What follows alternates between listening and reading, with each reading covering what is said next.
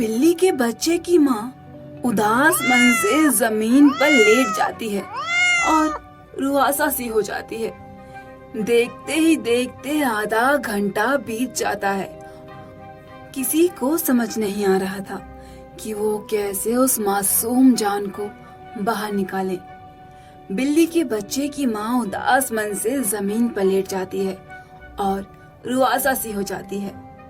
देखते ही देखते आधा घंटा बीत जाता है और सारे पड़ोसी अपने अपने घर चले जाते हैं। सोनाली भी उदास हो जाती है। उसे अब भी समझ नहीं आ रहा था कि वो कैसे उसे बाहर निकाले। वो एक तरकीब सोचती है। वो जल्दी से किसी के पास से मजदूरों का नंबर ले आती है और उन्हें फोन लगाती है। 2 घंटे और बीत जाते हैं। सोनाली उस बिल्ली को पुकारे जा रही थी, मगर अब तो कोई आवाज भी नहीं आ रही थी। कहीं ना कहीं उसको डर भी लगने लगा था। 2 घंटे बाद कुछ मजदूर वहां पहुंचते हैं। सोनाली उन्हें डांटते हुए कहती है, आप लोगों ने इतनी देर कैसे लगा दी? अब जल्दी करो, इसमें एक बिल्ली का बच्चा सुबह से फंसा है, कहीं उसे कुछ हो ना जाए। मजदूर सोनाली को एक पल के लिए तो घूर घूर के देखने लगते हैं, फिर कहते हैं, मैडम, इस पाइप को तो हम तोड़ देंगे, मगर पूरे 1000 रुपए लगेंगे। सोनाली कहती है, पहले पाइप तोड़कर उसे बाहर निकालो, पैसों की चिंता मत करो। काम वाले बड़े सावधानी से उस पाइप को तोड़ने लगते हैं। एक हथौड़ा मारते ही वो पाइप झटके से टूट जाता है, मगर पानी के अलावा उसमें से कुछ भी बाहर नहीं आता।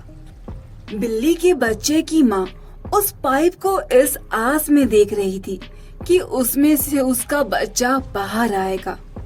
एक मजदूर बोलता है, मैडम जी, लगता है वो इसी पाइप से नाली में बह गया। यह सुनकर सोनाली का मन उदास हो जाता है और वो बिल्ली भी रुआसा सी हो जाती है, जैसे उसको भी उस बात का मतलब समझ आ रहा हो। तभी म्याऊं म्याऊं की आवाज आती है। वो आवाज सुनकर सोनाली की आंखें चमक से भर जाती हैं। वो छत की तरफ देखती है। वहाँ वो मासूम सी जान अपनी मोटी मोटी आंखों से नीचे तक रहा था।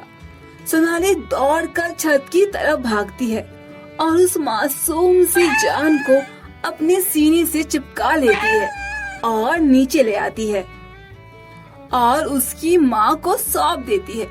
सारे लोग मुस्कुरा रहे होते हैं। काम वाले बोलते हैं, मैडम जी, आपने तो फालतू में ही पाइप तोड़वा दिया। सुनैना उनसे कुछ नहीं कहती। वो घर में जाकर 1000 रुपए लाती है और उन काम वालों को दे देती है।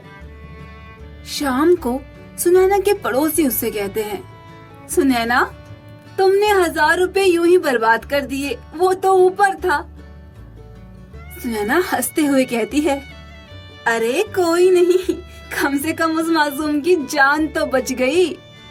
तो इस तरीके से सुनैना ने उस छोटे से मासूम जान की जान बचाई।